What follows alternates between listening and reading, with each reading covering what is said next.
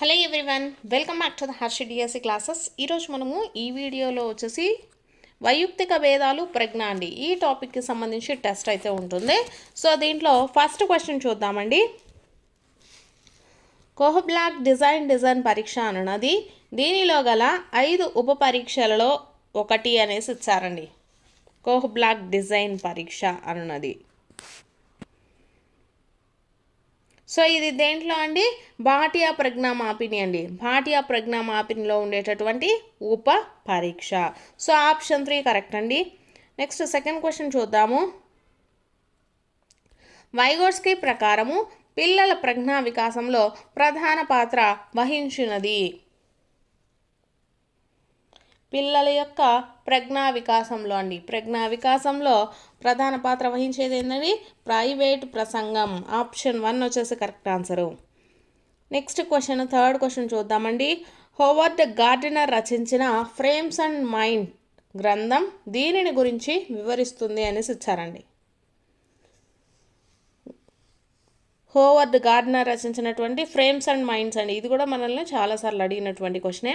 So ఈ గ్రంథం రచించడం జరిగింది కదా. సో దీంట్లో మనకు దేన్ని గురించి వివరిస్తుంది, బహుళ ప్రజ్ఞ గురించి అండి. బహుళ ప్రజ్ఞ, option 3 correct. Next question, fourth question అండి. నవ్యత, ధారాళత, సరళత అనేవి దేనికి చెందినవి?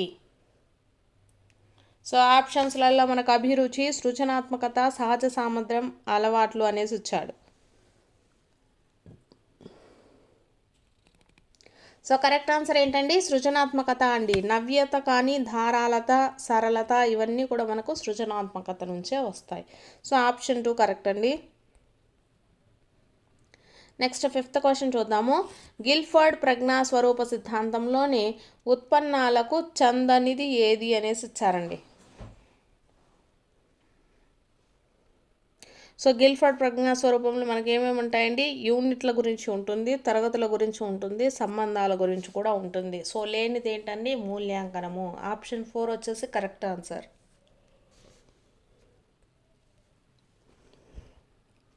నెక్స్ట్ క్వశ్చన్ అండి. క్రింది వానిలో సరి అయిన ప్రవచనం ఏది అనేసి అడుగుతున్నారు.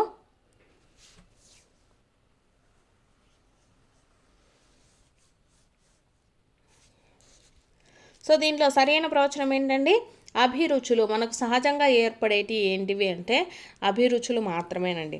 సో అభిరుచులు సహజంగా ఏర్పడేవి మరియు ఆర్జితమైనవి కూడా. నెక్స్ట్ 7th క్వశ్చన్ చూద్దాము. సిఏవిడి పరీక్ష ఈ ప్రజ్ఞా సిద్ధాంతం ఆధారంగా రూపొందించబడింది అనేసి ఇచ్చారండి. సిఏవిడి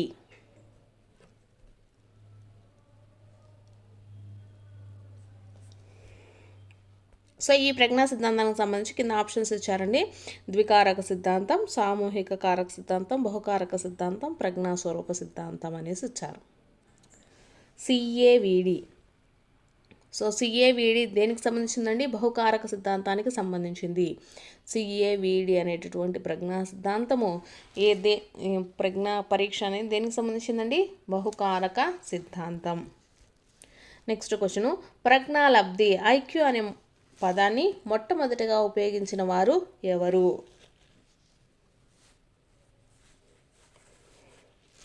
సో ఎవరండి ప్రజ్ఞాలబ్ధిని ఎక్కువగా, ఇది చాలాసార్లు కూడా మనల్ని అడగడం జరిగిందండి. ఐక్యూ అనే పదాన్ని మొట్టమొదటిగా ఉపయోగించింది ఎవరండి, విలియం స్టర్న్. నెక్స్ట్ క్వశ్చను, ఒక విద్యార్థి కొత్తగా పాఠశాలలో చేరినప్పటికీ అతను లేదా ఆమె చాలా సులభంగా ఇతర పిల్లలతో కలిసిపోవడం జరిగింది. అయినా ఆ విద్యార్థిలో ఉన్న ప్రజ్ఞ ఏది అనేసి అడుగుతున్నారండి.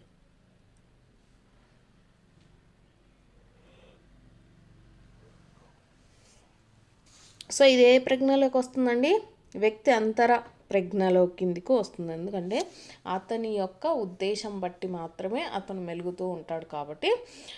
సో ఇది మనకు వ్యక్త్యంతర ప్రజ్ఞ అవుతుందండి. Option 2 correct. Next question, Goleman ఉద్వేగ ప్రజ్ఞకు సంబంధించిన అంశం కానిది ఏది అనేసి వచ్చారండి.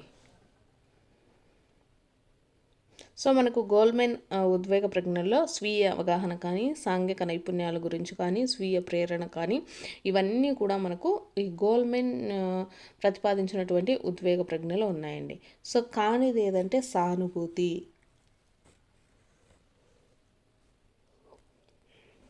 నెక్స్ట్ క్వశ్చను, వార్తాపత్రికలను చదివేటప్పుడు కొందరు మొదటిగా రాజకీయ వార్తలు చదువుతారు, కొందరు క్రీడా వార్తలు చదువుతారు, మరికొందరు సంపాదకీయం చదువుతారు. ఇది దేనిని సూచిస్తుంది అనేసి ఇచ్చారండి. ఇది ఆల్రెడీ మనల్ని ప్రీవియస్గా అడిగినటువంటి క్వశ్చన్. సో ఇది దేన్ని సూచిస్తుందండి? వారి యొక్క అభిరుచిని చూపిస్తుందండి. వారి యొక్క అభిరుచి ప్రకారము వారికి ఏ టాపిక్ అనేది ఇష్టము అనే దాన్ని బట్టి వాళ్ళు అది మొదటగా చదువుతారండి. సో కాబట్టి అభిరుచి is the correct answer. Next question, ఒకే తల్లిదండ్రులకు జన్మించిన సంతానము అందరూ ఒకే రకమైన ప్రజ్ఞను కలిగి ఉండరు. ఇది ఏ వైయక్తిక భేద నియమం అనేసి ఇచ్చారండి.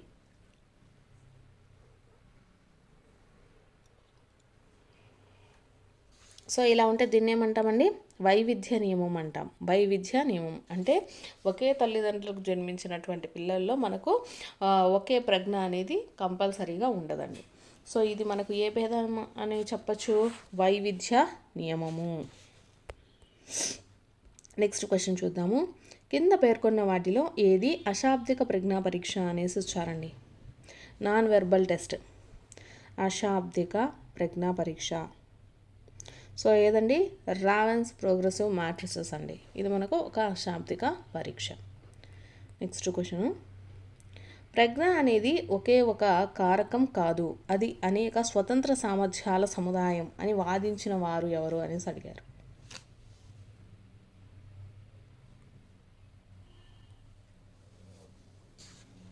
సో కరెక్ట్ ఆన్సర్ వచ్చేసి థర్న్స్టన్ అండి, ఆప్షన్ బి. నెక్స్ట్ క్వశ్చను, ఒక విద్యార్థిని ఇంటర్మీడియట్ పరీక్షలు రాస్తుంది. ఆమె భావనను అర్థం చేసుకొని ప్రశ్నలకు సమాధానాలు తన సొంత మాటల్లో రాయడం జరిగింది. ఇక్కడ స్మృతి రకం ఏది అనేసి ఇచ్చారండి. సో ఈ స్మృతిని ఏమంటామండి మనము? తార్కిక స్మృతి అనేసి చెప్తాము. So option 3 correct. Next question, ఒక వ్యక్తి ఒకే రకమైన ఉద్దీపనలకు భిన్నమైన ప్రతిస్పందనలు చూపడము దేనివల్ల సాధ్యమవుతుంది అనేసి అడిగారండి. సో కరెక్ట్ ఆన్సర్ వచ్చేసి ఆప్షన్ ఏ అండి, వైయక్తిక భేదాలు. ఒకే రకమైనటువంటి ఒక వ్యక్తి ఒకే రకమైన ఉద్దీపనలకు భిన్నమైన ప్రతిస్పందనలను చూపడం వచ్చేసి మనకు దేనివల్ల సాధ్యమవుతుందండి? వైయక్తిక భేదాల వల్ల. నెక్స్ట్ క్వశ్చను, ఒక 10వ తరగతి విద్యార్థి తన గణిత పరీక్షల్లో తప్పులు ఎక్కడ జరుగుతున్నాయో గమనించి తన చదువుకునే పద్ధతిని మార్చుకున్నాడు. ఇక్కడ విద్యార్థి ప్రదర్శించిన నైపుణ్యం ఏది అనేసి అడుగుతున్నారండి.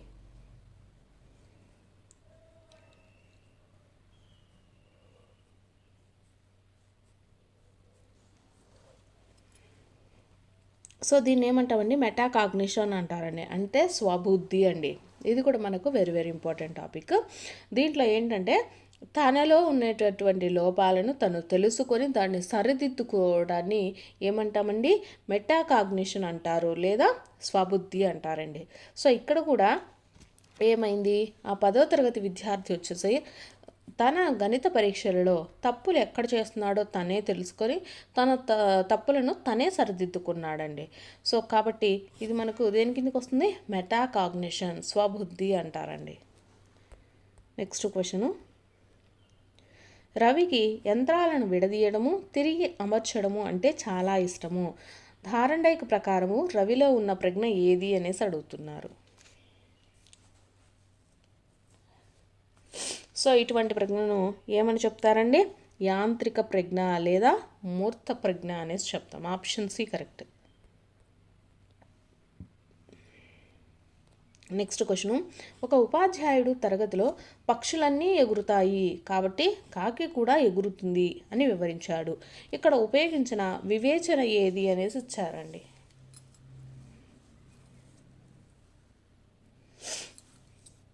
సో కరెక్ట్ ఆన్సర్ వచ్చేసి నిగమన వివేచన. సో ఇక్కడ ఏంటి, ఫస్ట్ సూత్రం చెప్తున్నాడు, దాని ఆధారంగా ఉదాహరణలు ఇవ్వడం జరుగుతుంది.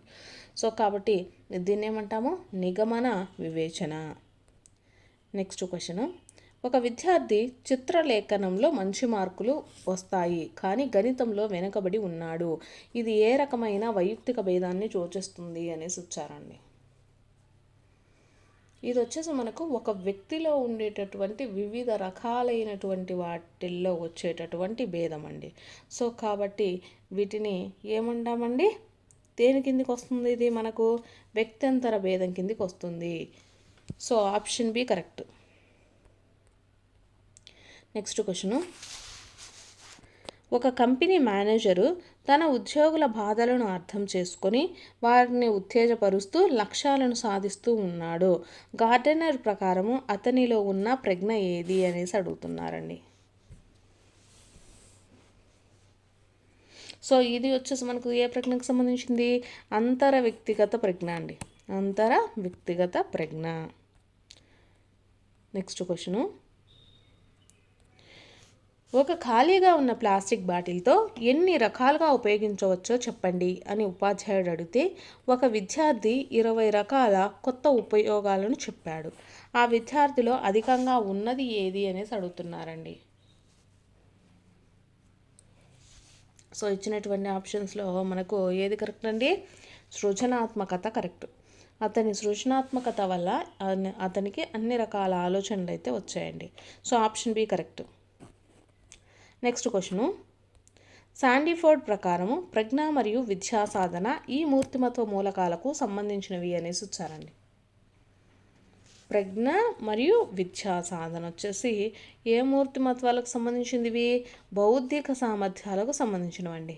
ప్రజ్ఞ అనేది కానివ్వండి, విద్యా సాధన ఇది మనకు బౌద్ధిక సామర్థ్యాల కిందికి వస్తుంది. నెక్స్ట్ క్వశ్చను, వైయక్తిక విద్యా పథకం తయారీలో పాల్గొనేవారు ఎవరు అనేసి వచ్చారు.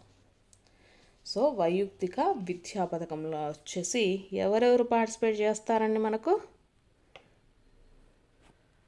సో ఇక్కడ విద్యార్థుల తల్లిదండ్రులు, ఉపాధ్యాయుడు, సామాజిక కర్త అండి. ఈ వైయక్తిక విద్యా పథకాలు అనేసి మనకు తయారు చేస్తూ ఉంటారు. సో ప్రోగ్రామ్స్ అనేటివి కండక్ట్ చేసినప్పుడు సో దాంట్లో ఎవరు పార్టిసిపేట్ చేస్తారంటే విద్యార్థుల యొక్క తల్లిదండ్రులు, ఉపాధ్యాయుడు, సామాజిక కర్త అండి. Option 4 correct. నెక్స్ట్ క్వశ్చను, క్రింది వానిలో సామూహిక ప్రజ్ఞా పరీక్ష ఏది అనేసి ఇచ్చారండి.